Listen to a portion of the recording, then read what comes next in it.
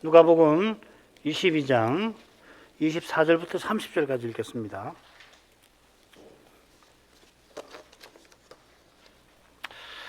또 저희 사이에 그중 누가 크냐 하는 다툼이 난지라. 예수께서 이르시되 이방인의 임금들은 저희를 주관하며 그 집권자들은 은인이라 칭함을 받으나 너희는 그렇지 않을지니 너희 중에 큰 자는 젊은 자와 같고 두목은 섬기는 자와 같을지니라. 앉아서 먹는 자가 크냐 섬기는 자가 크냐 앉아 먹는 자가 아니냐. 그러나 나는 섬기는 자로 너희 중에 있노라.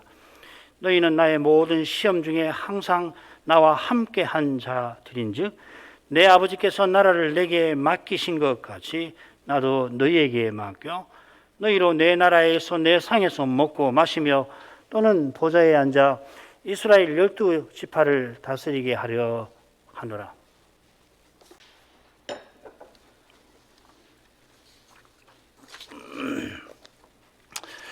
주님께서 유월절 만찬 자리에서 주님의 고난을 예고하셨습니다.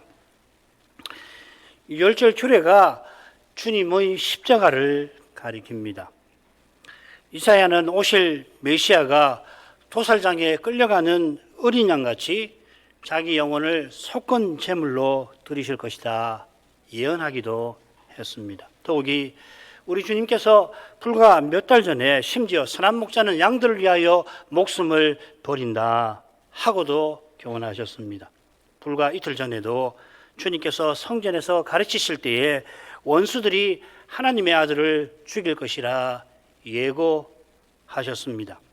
그런데도 제자들은 주님의 고난에 마음을 기울이질 않고서 자신의 권세와 영광의 마음이 빼앗겨 있습니다.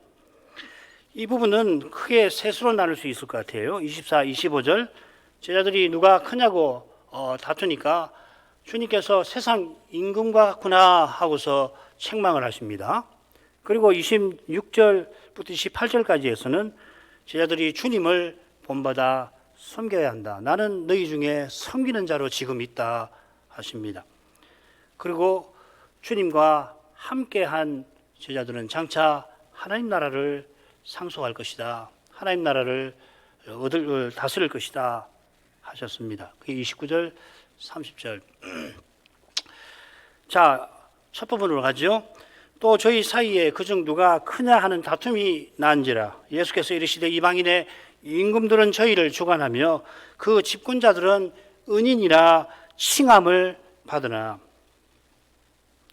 또 하고서 누가는 바로 앞에 지난 시간에 공부한 내용과 붙여서 기록합니다. 그러니까 제자들이 또 다투었다 하는 말은 아니겠죠.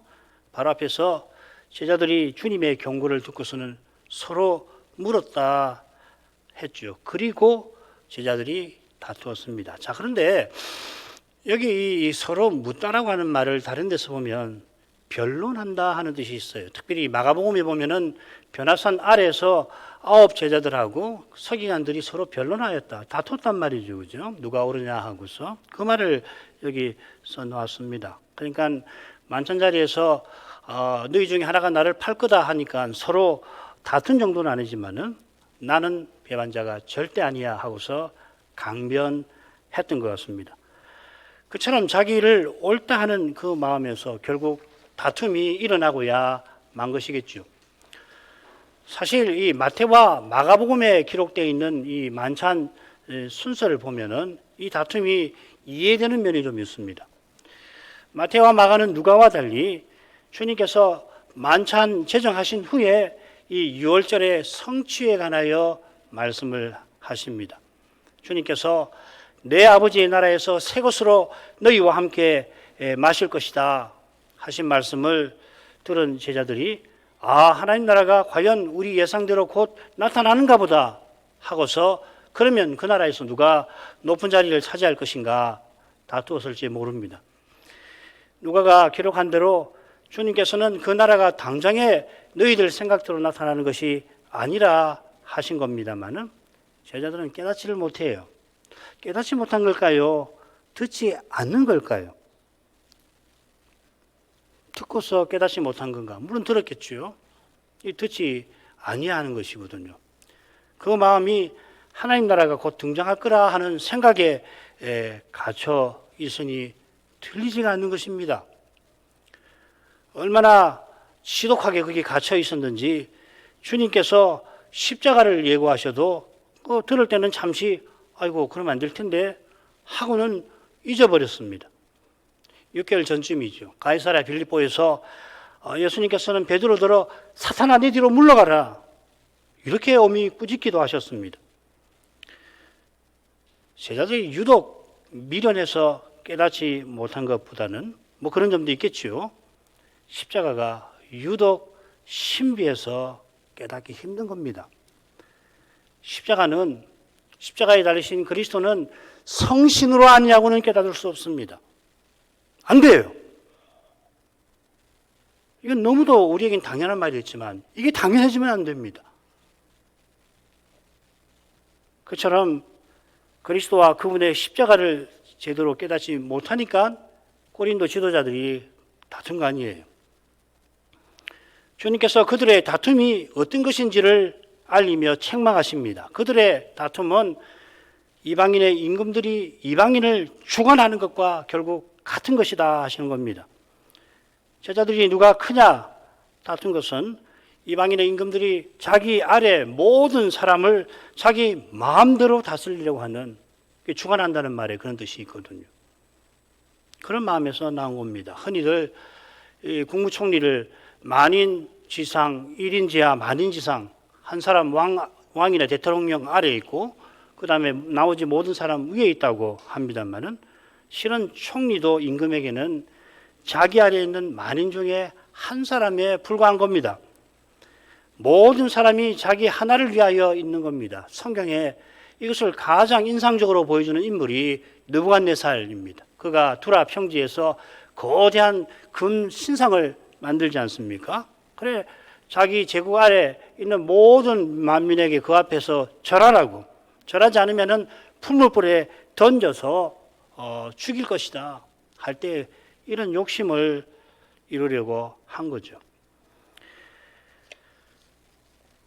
그는 종교까지도 이용해서 자기 권력을 절대화한 인물입니다. 두라 평지에 금신상을 세웠는데 그건 자기 꿈속에서 보았던 금머리를 가리키는 거 아니에요. 다니엘이 금머리는 당신이고 당신 다음에는 그 은이 상징하는 그 다음 제국, 페르시아 제국이 등장할 거고 그 다음에는 헬라 제국이, 그리고는 로마 제국이 등장할 겁니다 했지만은 그러냐, 하나님은 놀라우신 분이구나 했지만은 결국은 금머리인 자기가 영영토록 영원한 제국을 세워보겠다고 하고서는 두라 평지에다가 그 짓을 한 거 아닙니까? 하나님께서 사람을 창조하시면서 만물을 다스리라 명령하셨는데 사람의 타락을 통해서 이렇게까지 왜곡된 겁니다. 느부갓네살의 통치는 그리스도의 다스림과 정반대되는 겁니다. 장차 우리가 그리스도와 함께 다스리는 것과 정반대되는 겁니다.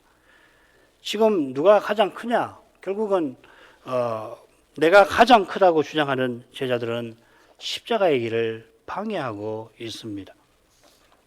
독생자를 내어주시는 아버지의 뜻을 멸시합니다. 주님께서 이어서 이방인의 직분자는 은인이라 칭함을 받는다 덧붙입니다. 이건 이방인의 임금들이 저희를 주관한다 하는 것과 같은 뜻이겠죠. 이 히브리 평행법이라고 하는 것이 아주 흥미로운 문학적 표현법이죠. 그런데 이제 히브리 평행법은 반드시 앞선 내용과 뒤따르는 내용이 비슷한 것만은 아니에요. 한 구절이 있으면 전반부 후반부가 있는데 반대될 때도 있습니다. 잠언 1장 7절 보면 여호와를 경외하는 것이 지식의 근본이오늘 미련한 자는 지혜와 훈계를 멸시하느니라 이렇게 되어 있죠. 여기서는 은인이 나옵니다. 이 헬라 문명에서 신이나 왕이나 황제를 종종 은인이라 착한 일을 행하는 인물이라 부릅니다. 그래서 이 은인이라는 말이 무엇과 함께 사용되냐면 구주라는 말, 구주 예수 그리스도 할 때 똑같은 말입니다. 소테르라는 말인데 그 말을 함께 쓰기도 합니다.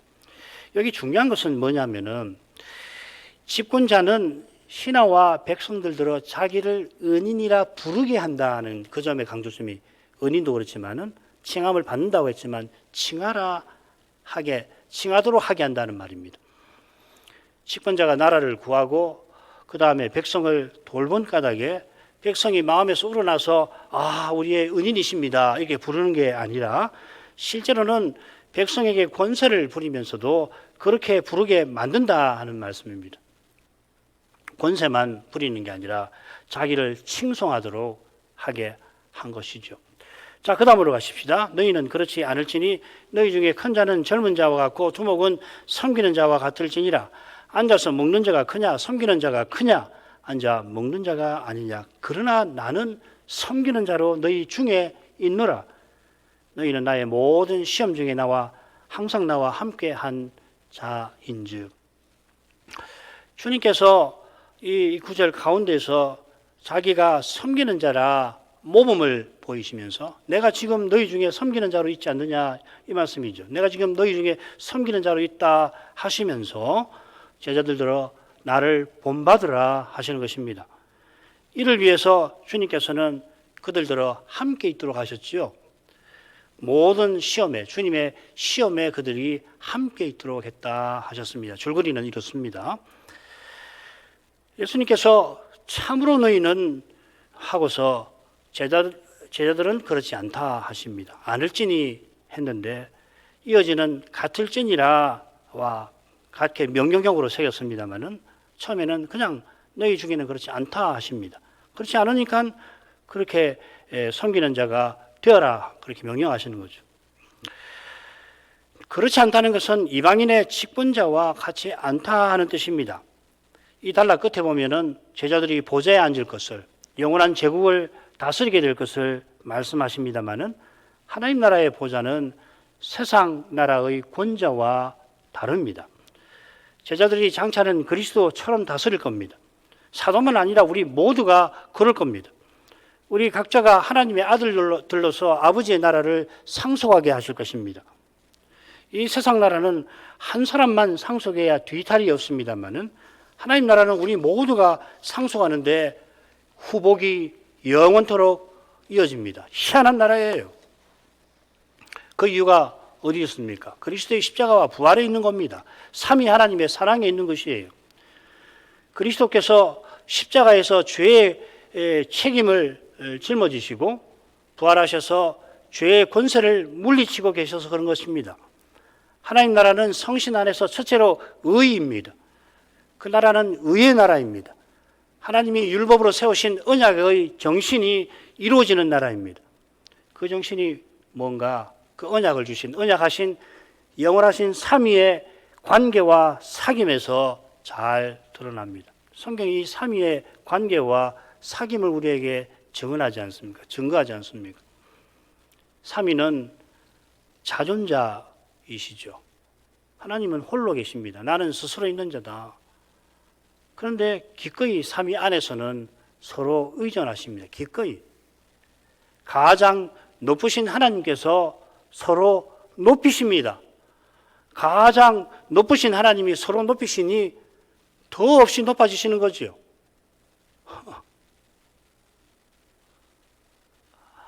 이런 하나님이시니 친히 낮아지셔서 지극히 비천한 우리와 언약을 맺으셨습니다. 이거는 타락한 이유 이야기가 아닙니다. 창조 때도 낮아지셔서 언약을 맺어주신 것입니다. 하나님이 우리와 대화하실 이유가 없잖아요.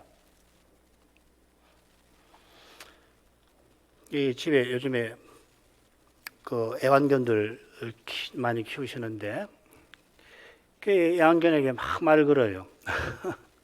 사랑하니까. 그래서 애완견이 사랑받을 만한 대상으로 만들어주잖아요. 주인이 사랑을 베푸니까 애완견은 사랑받을 만한 존재가 되는 거예요. 그놈이 유기견이 되면은 어림없죠. 하나님이 우리를 대하시는 것은 그 이상입니다. 하나님의 사랑이 우리를 사랑받을 만한 존재로 만드시는 겁니다. 이 언약의 핵심이 거기 있는 거 아닙니까?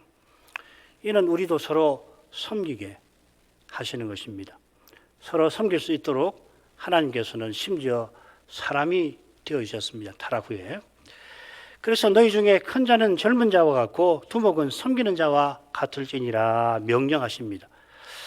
자, 이 명령은 예루살렘 올라가실 때도 하신 말씀과 비슷한데 똑같지는 않지요. 마태복음 20장 26절에 보면 너희 중에 누구든지 크고자 하는 자는, 여기 이제 묘미가 있는 거 아닙니까? 크고자 하지 말아라 이 말 아니에요. 제자들이 크고자 하거든요. 크고자 하는 자는 너희를 섬기는 자가 되라. 또 마태복음 23장에 보면 너희 중에 큰 자는 너희를 섬기는 자가 되어야 하리라. 여기 큰 자라고 하는 것은 두목, 이 두목이라는 번역이 조금 우리에게 낯선데 다스리는 자라는 말입니다. 마태복음 2장 6절에서는 다스리는 자라, 미가서 예언을 그렇게 설명합니다. 이 둘과 반대되는 사람이 뭐냐면, 대립되는 사람이 젊은 자와 섬기는 자입니다. 이 젊은 자는 이 큰 자의 다스림을 받는 사람이라는 말이죠. 베드로전서에서 장로의 다스림을 받는 이 일반 교인들을 젊은 자라 표시를 하죠. 그런 뜻입니다. 이 장로라는 말이 본래 나이 많은 사람을 가리키니까 장로의 다스림을 받는 신자들을 나이가 많더라도 젊은 자다 이렇게 부른 겁니다. 사도가 지금 누가 크냐 하고 다투는 중인데, 이는 그들이 이미 사도로서 주님 나라에서 큰 자라 세움 받았습니다. 이것을 무시하고 자기가 사도들 중에서도 가장 큰 자가 되려야 합니다. 가장 큰 자라면 마땅히 섬기는 자가 되어야 한다 하십니다. 그래야 하는 이유를 이어 교훈하십니다. 그래서 27절이 사실은 왜냐하면 이렇게 되어 있습니다. 왜냐하면 그 끝에 이제 나는 내가 섬기는 자로 너희 중에 있으니 그렇다 이 말씀이죠. 주님께서 섬기는 자이시니 사도들도 주님처럼 되어야 합니다. 그런데 먼저 제자들에게 물으십니다. 앉아서 먹는 자가 크냐, 섬기는 자가 크냐, 앉아서 먹는 자가 아니냐 물으시죠. 물으시는 건데 생각해 보라 하는 겁니다. 지금 만찬 자리 아닙니까? 주님과 제자들이 지금 만찬 식사 중입니다. 당시 종들이 있는 시대니까 종들이 차려놓은 식사 자리에 길게 누워서 차린 음식을 드시는 중입니다. 게다가 주님은 이 집주인의 선생이십니다. 집주인의 주이시지요. 주님의 제자들도 주님 덕분에 함께 섬김을 받습니다. 지금 이 섬김받는 제자 중에 베드로와 요한은 이 식사를 주님의 지시로 준비하였죠. 주님께서 두 제자에게 유월절을 준비하라 지시하셨습니다. 마태복음과 마가복음에는 어떻게 되어 있다고 말씀드렸죠. 제자들이 뭐라고 하냐면 우리가 주님을 위하여 이 유월절을 예비할까요? 여쭙는 장면이 나옵니다. 주님을 어떻게 생각했는지 알 수 있죠. 주님께서 지시하기도 전에 제자들이 종처럼 주님을 선생이니까 섬기려 합니다. 사실 제자들이 지금 깨닫는 것보다 주님은 훨씬 높으신 분입니다. 게다가 제자들은 이미 주님의 신성을 깨달은 상태입니다. 그런데 그들이 깨닫는 것보다 하나님으로서 예수님은 훨씬 높으신 겁니다. 우리는 영원히 하나님이 되지 못할 테니까 하나님이 얼마나 높으신지를 우리는 상대적으로 짐작할 뿐입니다. 아까 말씀드렸지만 우리와 애완견 사이도 주님과 우리 사이에 견주지 못할 겁니다. 훨씬 더 차이가 날 겁니다. 영원하신 분이시니까요. 그렇게 높으신 주님께서 나는 섬기는 자로 너희 중에 있다 하십니다. 이 말씀을 들은 제자들의 반응이 사실 궁금합니다. 사실 이 말씀하실 때에 주님께서는 그런데 실로 나는 너희 중에 섬기는 자로 있다 하십니다. 요한복음을 보면은 이 식사 자리에서 주님이 먼저 발을 씻겨주신 것 기억하시죠? 요한복음 13장 보면 흔히 세족식이라 이름 붙이는데 그때 뭐라고 하시냐면은 내가 주와 또는 선생이 되어 너희 발을 씻겼다. 이 주라는 말을 씁니다. 베드로가 처음에 주여 주께서 내 발을 씻으십니까? 안 됩니다.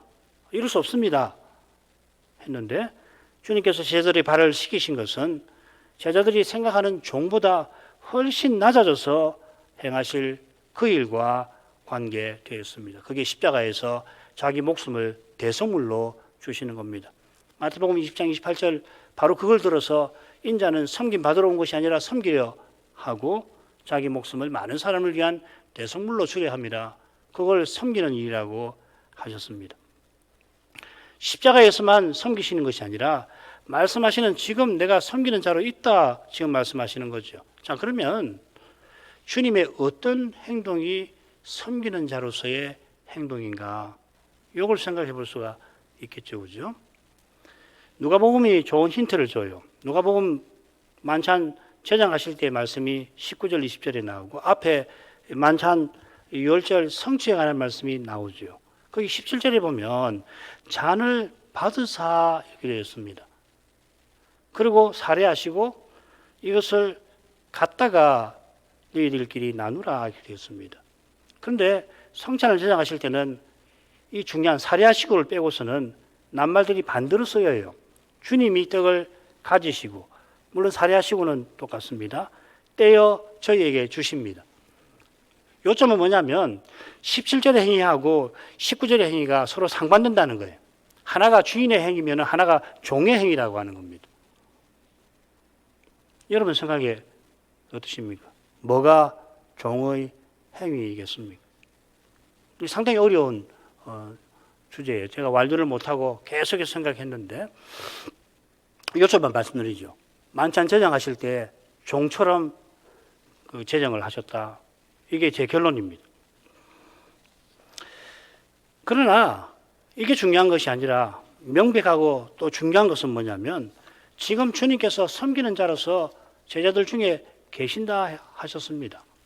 십자가 지시기 전 만찬 자리에서 섬기는 자로 계셨는데 부활하신 지금은 어떠십니까? 자, 지금은 어떠신지를 우리가 생각하기 위해서 이 말씀을 한번 생각해 보십시오. 누가복음 12장 37절입니다. 주인이 와서 깨어 있는 것을 보면 그 종들은 복이 있으리로다. 내가 진실로 너희에게 이르노니 주인이 띠를 띠고 그 종들을 자리에 앉히고 나와 수종하리라. 이거 주님이 다시 오시는 그날에 혼인식 자리에서 내가 너희를 섬기겠다 하시는 거죠. 누가복음 12장 36절부터 39절이 이 비유인데 이 보시면은 맨 가운데 내가 장차 종들을 섬기리라. 그리고 앞뒤로 그때 깨어있는 종들은 복이 있을 거다. 왜 복이 있냐? 내가 섬길 거니까 복이 있다는 말씀이에요. 그 복이 얼마나 놀라운지 가운데에서 밝히십니다. 주인이신 그 우리 주님께서 인자께서 종이 되어서 자기 종들을 섬기실 것입니다. 어린 양 혼인잔치에서 주님께서 우리를 섬기신다 하는 말이죠. 실제로 어떻게 섬기실지 아무리 상상해도 다 알기는 어려울 것입니다. 게다가 주님께서 이런 말씀도 하셨죠. 이 세상에서는 종이 밭에 가서 실컷 일하고 돌아온 다음에 아이고 수고 많았구나. 여기 앉아라. 내가 밥 차려줄게. 그렇게 말하는 주인 아무도 없다. 그렇게 실컷 고생하고 돌아와서도 주인은 뭐라고 하느냐. 너 내 먹을 거 차려놓고 내 밥 먹는 동안 수종을 들어. 그렇게 하지 않느냐. 그래서 우리가 아무리 주님의 일을 했다고 해도 우리는 하나님 앞에 무익한 종이다. 그렇게 말씀하시지 않았습니까? 장차 하나님 나라에서는 이 세상과 정반대되는 일이 있을 것입니다. 이보다 우리에게 복된 일은 없을 것입니다. 우리에게 주실 영원한 생명이 이처럼 주님을 섬기는 주님을 드러내는 것일 겁니다. 그처럼 이 삶이 삼위 사위에 있는 그 삶을 본받는 것이라 그렇게 복된 것이에요. 삼위께서 그렇게 하시거든요. 우리가 삼위 하나님을 본받게 하시는 것이죠. 그 삼위께서 그러시니까 그리스도도 우리에게 그렇게 하시고 우리도 그렇게 해서 삼위를 본받으라. 그래서 하나님의 아들들이 되어라 하시는 거예요. 그리스도처럼 되어라. 되게 하시겠다는 겁니다. 우리가 이런 삶을 지금 사는 것은 지금 주님이 우리를 섬기셔서 그렇습니다. 주님이 섬기시는 핵심이 뭡니까? 주님의 생명을 우리에게 주시는 거예요. 마치 종이 이 주인집 아들에게 먹을 것을 갖다 주듯이 주님께서 주님의 생명을 우리에게 주심으로써 섬기고 계신다는 말이거든요. 지금 주님께서 우리를 위해서 기도하시는 것도 종으로서 하시는 거죠. 여호와의 종으로서. 지금 우리가 주님의 생명을 얻도록 주님의 종들을 통하여 우리를 섬기십니다. 히브리서 2장 12절이 바로 그 말씀이죠. 우리가 찬송하는 거, 우리가 말씀을 전하고 받는 거, 주님의 일이라고 히브리서 2장 12절이 교훈하지 않습니까? 그런데 이거 한번 생각해 보십시오. 주님께서 우리와 함께 지금 고난 받으시는 것만큼 우리를 섬기시는 일이 있을까요? 너무나 신비한 겁니다. 한번 생각해 보십시오. 어떻게 이런 일이 있을 수 있나? 어떻게 이런 일이 있을 수 있죠? 이건 고난을 받아야 합니다. 철저히 고난받는 거기서 이 주님께서 나와 함께 하시는구나. 나와 함께 고난을 받아주시는구나. 주님께서 실로 나는 너희 중에 섬기는 자로 있다 하셨는데 28절에서 다시금 실로 너희는 나와 함께 한 자라 하십니다. 나의 모든 시험 중에 항상 함께 했다고 했는데 조금 우리 번역은 강합니다. 나의 시험들 중에서 계속 나와 함께 하였다 이렇게 되어 있습니다. 주님의 시험들이 뭔가 결론만 말씀드릴게요. 이 시험들은 주님의 고난입니다. 여러 경우들을 제가 설명을 해드렸는데 이 시부린자의 비유에 보면 시험을 받을 때라는 말이 나와요. 누가복음 8장 13절에 이 시험을 받을 때라고 되어 있는데 마태복음과 마가복음에는 이 돌밭에 뿌려진 경우를 설명하면서 시험을 받을 때가 아니고 환난과 핍박이 있을 때라고 시험 대신 핍박과 환난을 쓰거든요. 시험이 신자가 믿음의 길에서 당하는 고난을 가리키기도 합니다. 그러니까 결론은 뭐냐면 제자들이 나의 시험 중에 나와 함께 있다는 말은 뭐냐면 주님께서 십자가로 가시는 길에 고난 받으시는데 제자들이 주님과 함께 줄곧 있었다 이 말입니다. 이 말씀은 로마서 8장 17절을 떠오르지요. 우리가 주와 함께 영광에 이르기 위해서 주와 함께 고난을 받아야 하느니라. 바로 그 말씀을 지금 연상을 시키고 아닌 게 아니라 지금 19절에 그거 이야기하는 겁니다. 장차 너희가 나와 함께 영광을 얻을 것이다. 내 나라를 너희에게 맡길 거다. 그렇게 말씀하시는 거죠. 주님께서 지금 고난 없이 영광에 이르려고 하는 제자들의 마음을 바로잡으려고 그들이 주님의 고난에 주님과 함께 한 것을 알리십니다. 지금 사도들은 하나님 나라가 당장에 나타날 거라고 생각하고 그 나라에서 높은 자리를 차지하려 합니다. 그런 높은 마음은 하나님 나라에 어울리질 않습니다. 교만은 하나님 나라를 허무는 무서운 죄입니다. 한 사람이라도 내가 섬김 받아야 되겠다고 고집을 하면은 천국은 비상 상태가 되고 말 것입니다. 비상이다, 분단이다 라고 할 수 있을 만큼 심각한 겁니다.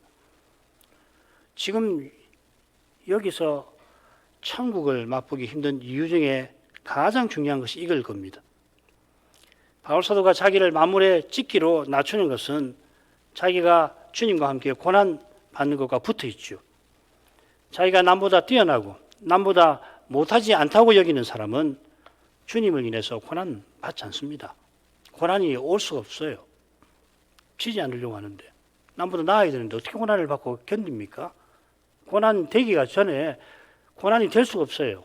고난 되기 전에 어려움을 자기 힘으로 어떻게 해보려고 하니까 어려움이 고난이 될 수가 있나요? 안 되죠. 주님은 고난을 통하여서 우리를 주님처럼 겸손하게 만드십니다. 겸손은 그저 자기를 낮추는 것만 아닙니다. 겸손은 반드시 자기를 부인하는 데 시작해서 주님을 전부로 모십니다. 그렇게 하면 어떻게 됩니까? 자기가 없어지잖아요. 자기를 부인하고 주님을 계속 전부로 모셔야 자기가 없어지거든요. 자기가 없어져야 겸손이, 진정한 겸손이 있는 거란 말이죠. 내가 겸손해야지. 그게 무슨 겸손이에요? 오히려 지독한 교만이 되지 않습니까? 겸손은 자기가 없어지는 겁니다. 주님처럼 내 원대로 마옵시고 아버지의 원대로 하옵소서 기도하신 거기서 참된 겸손이 나타납니다. 이렇게 기도하는 사람은 죄와 죽음의 현실에서 반드시 고난을 받습니다. 지금까지 제자들은 고난 받으시는 주님과 함께 했습니다. 주님과 참으로 함께 하려면 주님처럼 고난 받아야 합니다. 제자들이 모든 것을 버리고 주님을 따르긴 했지만은 주님처럼 고난 받지는 않지요. 그래서 주님을 부인하고 버리게 될 것입니다. 나와 함께 고난 받았다 지금 말씀하시는 것 같은데 오히려 고난 받고 있는데 고난 받고 있는 나와 함께 했다 이렇게 말씀하시는 것 같아요. 지금 주님께서 말씀하시는 이렇게도 번역이 가능하고 저렇게도 번역이 가능한데 제가 읽기로는 내가 고난 받고 있는데 그런 나와 함께 있었다라는 말이지 고난 받고 있는 나와 함께 있다는 말씀은 아닌 것 같아요. 그런 그들을 아시고 주님께서 지금 3년 동안 3년 넘게 나와 함께 지낸 삶을 돌아보아라. 지금까지 나와 함께 하면서 내게서 무엇을 보았느냐 물으시는 것 같습니다. 자, 마지막으로 갑시다. 내 아버지께서 나라를 내게 맡기신 것 같이 나도 너희에게 맡겨 너희로 내 나라에서 내 상에서 먹고 마시며 또는 보좌에 앉아 이스라엘 12지파를 다스리게 하려 하노라. 28절 끝에 자들인즉 너희는 나와 함께한 자들인즉 하고서 제자들이 주님과 함께한 그 사실을 장차 나라를 제자들에게 주실 이유로 번역을 아예 그렇게 해놨죠. 좋은 번역입니다. 우리 번역이. 여기 맡긴다는 말에서 언약이라는 말이 나와요. 그런 점에서 이 맡긴다라는 말은 약속한다는 뜻입니다. 내 아버지께서 나라를 내게 맡기신 주겠다고 약속하신 것처럼 지금 나도 너에게 약속한다 이 말입니다. 바울 사도도 비슷한 교훈을 베풀었죠. 우리가 그리스도와 함께 영광을 받기 위하여 그리스도와 함께 고난을 마땅히 받아야 할지니라. 고린도서 4장 17절 우리의 잠시 받는 환난에 경한 것이 지극히 크고 영원한 영광에 중한 것을 우리에게 이루게 함이니 이룬다고 했어요. 환난 없이는 영광이 이루어지지 않는 거라는 말이죠. 주님께서 십자가를 지신 후에 하늘과 땅의 모든 권세를 받으실 것입니다. 그처럼 우리가 주님과 함께 고난을 받으면 주님과 함께 천사도 다스릴 것입니다. 양과 염소에 비유해서 주님이 재판장이 되셔서 우리들의 아버지의 나라를 내 아버지의 나라를 상속하라 하십니다. 사도들은 이 나라가 곧 나타날 줄로 생각합니다만은 지금까지 주님과 함께 지내며 보았던 주님의 고난은 아직 끝나지를 않았습니다. 주님이 무엇보다 십자가를 지셔야 합니다. 십자가 지신 주님은 과연 하늘 영광에 나아가셨습니다마는 놀랍게도 그리스도의 남은 고난이 있어요. 희한하게 이 주님의 남은 고난에 주님의 부활의 권능이 나타납니다. 주님께서 다시 오시는 날까지 주님의 부활은 무엇보다 주님의 남은 고난을 통해서 그 권능을 드러낸다 이 말이죠. 내가 부활했다라고 하는 것을 주님이 어떻게 입증하시냐면 고난받는 주님처럼 고난받는 교회와 신자를 통해서 내가 살아있다고 입증하신다는 말입니다. 장차 주님처럼 영화롭게 되듯이 지금 주님처럼 고난받게 하십니다. 나를 인하여 너희를 욕하거든 까닭없이 비난하거든 매질하거든 그 말이죠. 심지어 주님께서는 나를 따라오려거든 자기 십자가를 지고 따르라 하셨습니다. 우리는 주님의 십자가는 절대 못 져요. 질 자격도 없고 능력도 못 됩니다. 게다가 주님은 주님의 십자가를 이미 지셨습니다. 십자가에서 온전한 제사를 단번에 영원히 드리셨습니다. 다시 십자가를 지실 필요가 없습니다. 그런데 주님이 우리의 고난에 지금 함께 해주십니다. 이는 고난을 통해서 우리가 주님과 함께 하게 하시는 겁니다. 지금 여기서 주님과 함께하는 교회는 반드시 고난을 받아야 합니다. 갈라디아서 6장 12절도 마찬가지지요. 물론 육체의 모양을 내려 하는 자들, 육체를 들어서 자기를 자랑하려고 하는 자들은 억지로 너희로 할례를 받게 하는데 저희가 그리스도의 십자가를 인하여 핍박을 면하려 한 뿐이니라. 주님께서 나라를 주마하신 약속하신 목적이 30절에 나옵니다. 사도들은 주님의 나라에 있어 주님의 상에서 먹고 마실 것입니다. 이 주제는 누가복음 12장 37절에서 조금 전에 살폈습니다. 주님의 상인데 주님이 제자들을 섬기겠다 하십니다. 성경이 그렇게 가르치니까 우리가 그렇게 고백을 합니다만은 너무도 놀라운 약속이라 여전히 얼떨떨합니다. 약속하신 복을 제자들이 직접 누리면서도 너무 놀라워서 입이 다물어지지 않을 겁니다. 그 사도들이 우리를 섬길 테니 우리 역시 놀라우며 서로를 그때는 섬기게 되겠죠. 이것이 사도들이 보좌에 앉아 12지파를 다스리는 그 실정이 될 겁니다.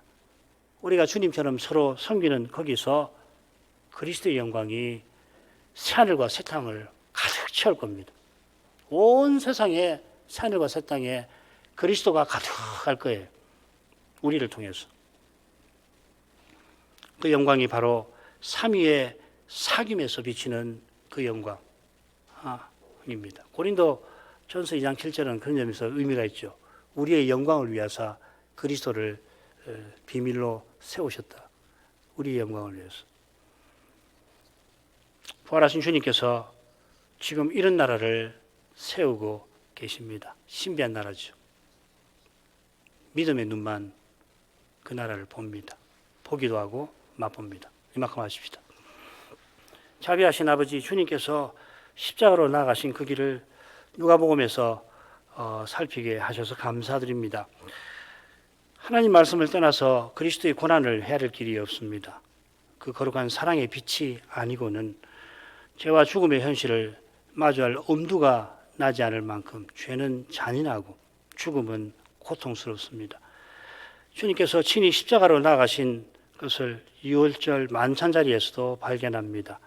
그 중요한 자리에서 제자들은 누가 서로 크냐고 다투었는데 거기 인생의 죄와 죽음이 생생하게 드러났습니다. 그런 그들에게 주님께서 나는 너희 중에 섬기는 자로 지금 있다 하시며 그들이 바라는 하나님 나라가 어떤 나라인가를 일깨우십니다. 저희가 그리스도 외에 바라는 것이 없어야 이 나라의 아름다움을 지금 여기서도 맛보게 될 것입니다. 장차 그 나라에 들어가게 하실 터이니 지금 여기서 이 나라를 맛볼 수 있도록 하옵소서. 비록 그 과정은 매우 고통스럽긴 합니다. 그러나 장차도 섬기는 자로 계실 주님을 늘 바라보게 하옵소서. 예수님 이름으로 기도합니다. 아멘.